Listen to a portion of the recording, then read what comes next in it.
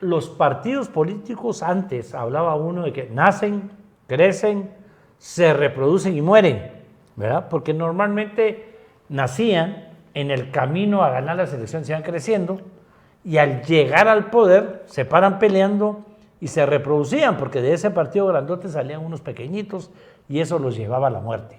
Sí. Hoy no, después los partidos políticos decían, nacen, crecen y se mueren. Hoy nacen y se mueren, Richard, ¿verdad? Lo que tuvimos fue, ¿qué fue? 30 partidos políticos, lograron participar 20 y pico, claro, y nacieron, participaron, claro, y se murieron. ¿Verdad? Y hay otros que como por ejemplo, digamos, el Partido Azul o algunos que metieron un diputado, son partidos que no tienen sede. Usted no tienen sede, tienen una oficina. Una oficina, no, claro. No, es por eso, los partidos porque como el partido necesita legalmente tener una oficina donde recibir notificaciones, ahí están las oficinas. Pero son partidos que no trabajan la formación política de sus bases. Muchos de ellos tienen bases falsas, seamos honestos, sí, ¿verdad?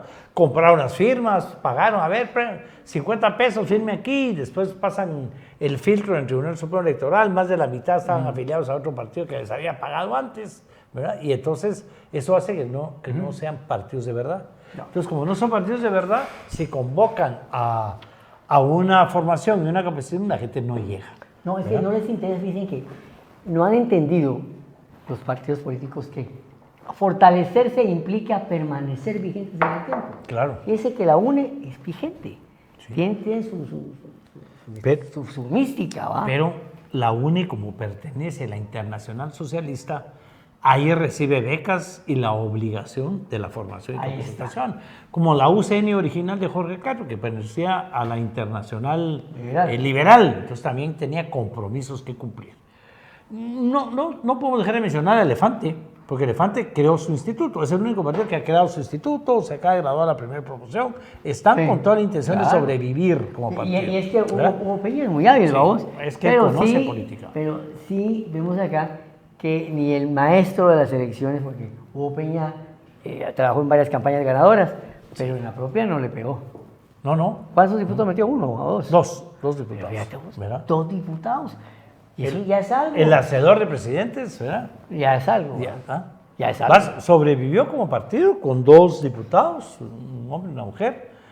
Crearon su instituto, por lo menos ves que la intención de continuar como partido ahí está. ¿Verdad? Ahí está, por lo menos. Y le están apostando a algo bueno. Ojalá los demás partidos hicieran lo mismo. Pero como no lo vamos a hacer, ahí estamos nosotros, Richard, ¿verdad? Ahí estamos nosotros con nuestro instituto es el de tema formación, capacitación, para los partidos políticos que quieran y en especial para los que no están metidos en ningún partido, para convencerlos que se metan a los partidos políticos, ¿verdad? Dice que si usted quiere cambiar las cosas, tiene que participar en el cambio. No puede esperar que las cosas se le hagan a uno. Entonces, ahorita ya vimos, ya va avanzado el tiempecito con Bernardo Arevalo. Y se está dando sin mucha bulla el tema de las Cortes. ¿Cómo ves tú el tema de las Cortes? Yo lo veo más fluido que la vez pasada. Bueno, 9 meses ya, estamos en el 9º mes del año, el primer año de Bernardo Arevalo. Y la noticia, pues siguen siendo temas como la ampliación presupuestaria, la noticia ahorita, seguiremos hablando de noticias de Arevalo, ¿verdad? Pero la noticia del momento es Cortes, ¿verdad? Las famosas comisiones de postulación que se forman de una manera demasiado amplia ahora, Richard, ¿verdad? Porque cuando aprobamos la ley de comisión de postulación habían pocos decanos de las facultades de Derecho. Y entonces, si habían 5, 6, 7 decanos, había que escoger 5, 6 o 7... Que fueron los menos peores, vamos. ¿Cómo se llama? Abogados colegiados. Y 5, 6, 7 lo que hubiera de decanos de magistrados actuales. Entonces era una comisión que no era muy grande. Ahora son 12 decanos, hay que votar por 12 abogados, 12 magistrados y un rector de una de las universidades que preside. Esa comisión recibe los expedientes, ya sacó a los primeros porque no presentaron... La fotocopia. La fotocopia de no sé qué, con faltas de ortografía, lo otro, que no estaba vigente, no sé qué, certificado, y dejaron fuera un montón de gente. Ahora viene calificarlos. ¿Sí? Eso está Punteo, en ese tema. En un tema impresionante porque lo que hicieron fue bajar los requisitos. ¿Sí? Entonces ahora la mayoría van a pasar, queda a voluntad de ellos, es decir, Todos sacaron más de 61, como era en nuestra época, y entonces ahora votemos a ver quiénes son los que escogemos para pasárselos al Congreso. En esta etapa estamos, ¿verdad? Yo creo que ese proceso está viciado de origen. Está viciado de origen porque carece de representatividad de la sociedad civil, carece de representatividad, que ya es un negocio de los rectores. Lo que pasa es que los constituyentes habíamos dejado una forma de elegir más directa y esa fue, y a eso deberíamos de regresar, ¿verdad? Al salir de las malreformas del 93, ¿verdad? Porque así las llamo yo, no hay un tema en las reformas del 93 que valga la pena. Tenemos que regresar a los orígenes. Lo que hay que hacer es borrar esas reformas del 93. Sí, sí. Porque... Nuestro amigo Aquiles Fallase dice que hay que aprobar una reforma que diga, quedan... ¿ah? Ya suspendidas. Totalmente. O sea, un artículo que diga, ¿verdad? Se deroga totalmente las reformas constitucionales del 93. Sí. Punto. Eso Publíquese y cúmplase. Bueno, Roberto, además de las Cortes, ¿qué es lo que está vigente en la política? ¿Qué es lo que queremos que esté en la mente? Hablemos de los tres organismos del Estado. No, o sea, Ejecutivo, Legislativo y Judicial. Ya hablamos del Judicial. El presidente de la Corte, ¿sí? Presidente de la Corte. Oscarito, totalmente solo. De 13 magistrados, 12 peleando con él. Descalificando, hablando mal de él. No lo han despedido porque no pueden, ¿verdad? Pero ya le están quitando su personal y peleando no le con él. atinan los muchachos. Porque ya se va a acabar en octubre el periodo. Entonces, lo que andan viendo es cómo se van por su cuenta para ver si se reeligen, ¿verdad? Oscar no presentó papelería para su reelección. Eso le da bastante solvencia para poder pelear con los otros 12 que sí presentaron papelería. Entonces esas cortes que siguen siendo los reyes de la impunidad, que siguen siendo los reyes de la corrupción, que siguen dejando libre un montón de gente culpable y metiendo preso a un montón de gente inocente, y con los procesos muy largos, están en ese proceso de elegir cortes, ¿verdad? Los candidatos o candidatas, que es el doble de lo que tienen que elegir, van al Congreso. Veamos cómo está el Congreso. Era un Congreso de la República que empezó con buen pie, haciendo una alianza que puso a Samuel Pérez de presidente. La Corte dijo, no, Samuel no puede porque Semilla no es partido y tiene que pertenecer a un partido, una bancada. Se repitieron las elecciones, sacaron muchísimos más votos para poner a Nelly Rodas y entraron en problemas. El Ejecutivo con el Legislativo perdieron el habla, perdieron la comunicación. Eso se recuperó ahorita con la ampliación presupuestaria. Si bien la ampliación presupuestaria va a ayudar enormemente al Ejecutivo, porque tiene más plata, tiene más ordenado el presupuesto, tiene de dónde agarrar a vos, ¿verdad? Para vos la ampliación es buena. La ampliación es buena porque va a ordenar el presupuesto. No es que le hiciera falta dinero al gobierno, porque el gobierno no ha ejecutado. Ya sabemos que no ha ejecutado.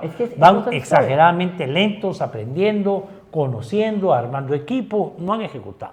Pero la ampliación presupuestaria es necesaria para ordenar. Por eso se llamaba readecuación presupuestaria también, ¿verdad? Hoy se acabó la excusa. Hoy se acabó la excusa para el gobierno. Se acabó la excusa para el gobierno porque tiene los fondos y van a poder tener acceso a lo que necesitan para cumplir con sus expectativas. Claro. Y también hoy hay otra excusa que se le terminó al gobierno. Ya no puede echar la culpa al Congreso, porque es un Congreso que se puede unir cuando quiere. Hoy sí el presidente del Congreso los unió, en alianza con 4 o 5 jefes de bloque que entendieron cuál era su papel, y es un Congreso que se une para lo que quiera.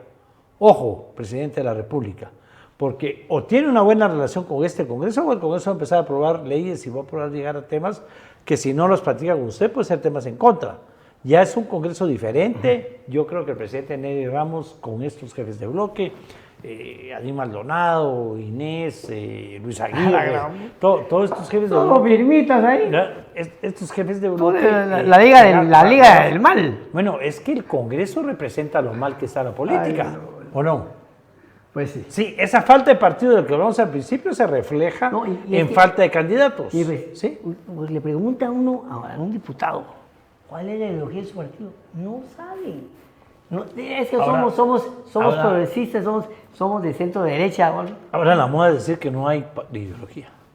¿Qué no hay ideología? Sí, porque es más fácil decir no tenemos que ponerse a explicar una ideología. Es que... Hay pocos. Bien. Hay que reconocer, yo quiero reconocer porque digamos que hay que ser consecuentes. Digamos, el Partido Unionista, Richard. Y Álvaro Arzú, Sí, Álvaro Arzú, firme. ¿verdad? Nació con una ideología y ha sido consecuente con esa ideología. Ese es un partido con ideología, ¿verdad? Ahí sí, ellos sí pueden decir, yo soy neoliberal, conservador, y desde el primer día me opuse a que viniera la CICIG, no cambié de opinión después cuando la CICIG empezó a meter los precios. Fue de los que desde un principio dijo, me opongo, eso no debería venir, junto con el doctor Zucker, que en aquel entonces Creo le dio muchos votos al doctor Zucker cuando era candidato a decir, no necesitamos una CICIG. Fueron los únicos y ahí todo el mundo aplaudió a la CICIG y después cuando la CICIG empezó a meter los presos o cuando la CICIG se equivocó, que hay que reconocerlo, entonces era anti-CICIG. Bueno, ahora hablamos un poquito de... Entonces, en tema Congreso, es un Congreso que se está ordenando, a pesar de los líos internos que hay en cada partido político, a pesar de ese desorden provocado de que no son partidos de verdad, la falta de formación y capacitación, es un Congreso que se ordenó y que ahora hay que ponerle el ojo porque hoy sí es un Congreso que pudiera aprobar leyes como la ley de aguas, ¿sí? Entonces, si ya pasamos a ese tema, ves un organismo ejecutivo que tiene una presión presupuestaria, que presentó el presupuesto más grande de la historia de ese país. Pero vamos a una cosa, Roberto, mira, el mérito que existe es el mérito que se le tiene que otorgar al negociador político de ese acuerdo.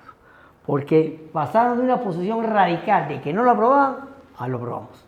O sea, ahí existieron piñatas de por medio, dulcitos, ¿qué fue? Porque no sé qué mi opinión tan fácil. Mira, yo no sé quién hizo la estrategia, pero fue brillante. Porque el que hizo la estrategia, ¿qué hizo? Hablar con los diputados distritales, Richard.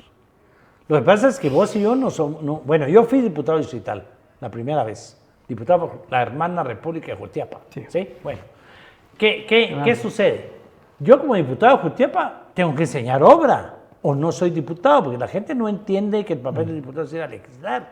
Exacto. Además, esa legislación se tiene que ver reflejada en el corto plazo. Entonces, como eso no se da, la gente espera que vos como diputado distrital hagas obra. Y no estaban haciendo obra los diputados.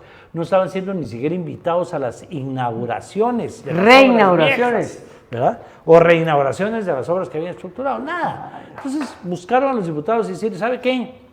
Vote con nosotros en el presupuesto y podemos revisar juntos qué obras van para su departamento y lo vamos a invitar a que usted vaya a la inauguración, a que usted presuma que esa obra llegó gracias a usted. O sea, y vamos aquí a meter temas como el fertilizante, vamos a meter aquí otro tipo de temas que se reflejan en los diputados distritales. Entonces se volvió una lucha entre los distritales contra los de lista nacional y los dirigentes.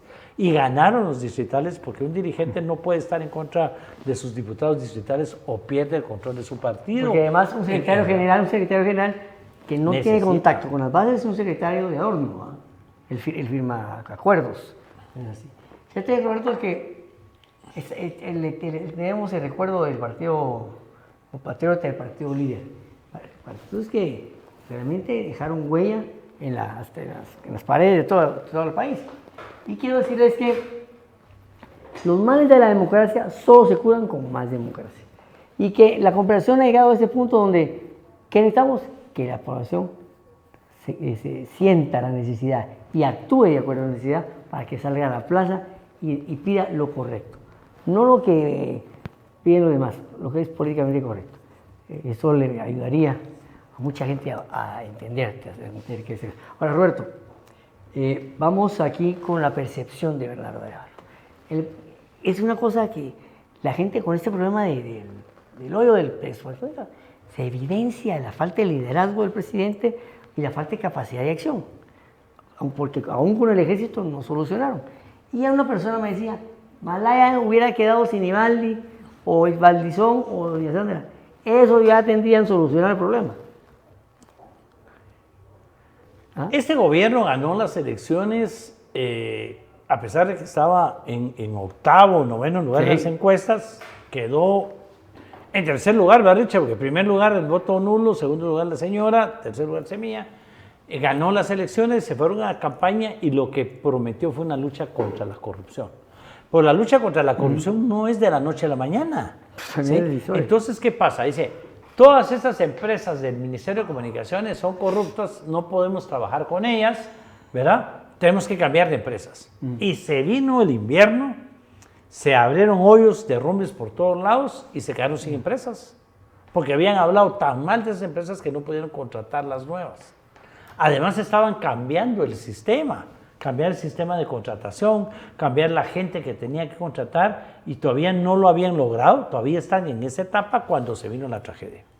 Y antes lo que se hacía es que se agarraba el teléfono, Richard, y se llamaba, vos arreglame ese problema, ahí te pago después, ¿verdad? Y tenías que ver cómo le pagabas a la persona y a la empresa, y eso era lo que iba generando descontrol y corrupción. Como no se hizo, metió al presidente en un estancamiento.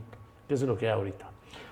Van avanzando en la reforma, avanzando en el cambio personal, avanzando en el cambio de sistemas, avanzando en su lucha contra la corrupción lentamente, en una lucha contra la fiscal del Ministerio Público, en una lucha audaz, una guerra terrible, pero eso les tiene estancada la obra física. Porque en los demás ministerios ahí van, despacito, ahí van. Pero la obra física está estancada porque los cambios todavía no se realizan. Y entonces la imagen del presidente se empieza a caer. Porque la gente quiere ver cosas. ¿Sí? La gente quiere ver cosas. Y si a eso le sumas la canasta básica, que por las mismas razones, no necesariamente la infraestructura, por la situación mundial, el invierno, la falta de agua, el exceso de agua, la guerra en Ucrania, la guerra en Israel, el aumento del petróleo, subieron los precios de todo. Y toda la canasta vacía se fue para arriba. Eso el presidente va a tener que tomar acciones inmediatas para recuperar su imagen, porque la gente, a pesar de los pesares, todavía tiene esperanzas de que el presidente Arévalo sea un cambio de país. Todavía tiene ese respaldo, Richard, de la población de decir, con este presidente vamos a cambiar. Entonces el presidente tiene que hacer algo, urgentemente. Dicen que las obras trascienden en libros o en edificios. En el tiempo de Vinicio se hizo la Corte Constitucional. Ahí dejó el legado, tu edificio. Pero ¿qué va a hacer este muchacho? ¿Qué va a hacer este muchacho, Arévalo, si su equipo mismo no logra tener empatía con los trabajadores?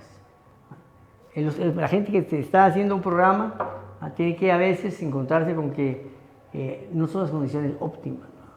Entonces, ahorita va a venir la persona que le hace una oferta, esperemos que podamos trabajar con usted y veamos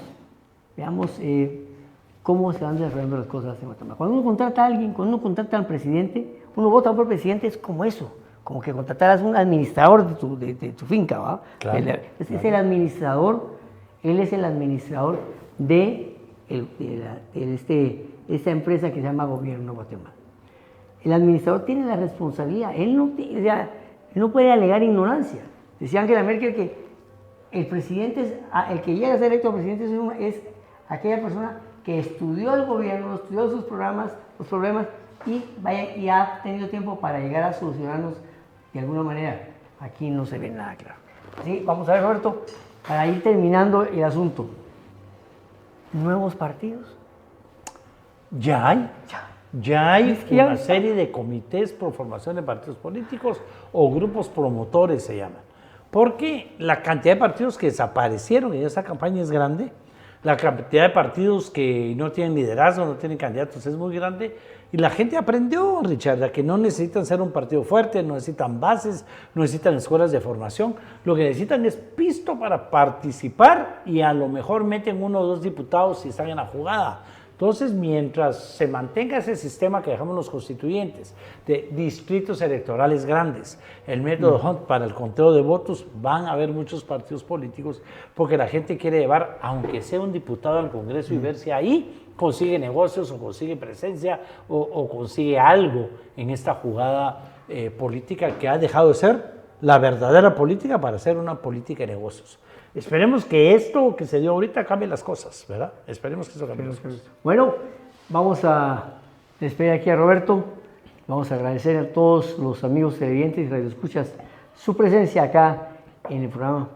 Y a veces pienso que estos medios de comunicación como radio y la televisión, que para algunos están perdiendo la vigencia frente al Internet, yo quiero decirles que está cada vez más fuerte la señal y la influencia que tienen las redes sociales en el tema de elecciones. Así que hay que aprender de las redes sociales, hay que aprender de la política a nivel universitario si se puede, pero sobre todo hay que decidirse a hacerlo. Este es un país que necesita hombres de decisión. Así que muchas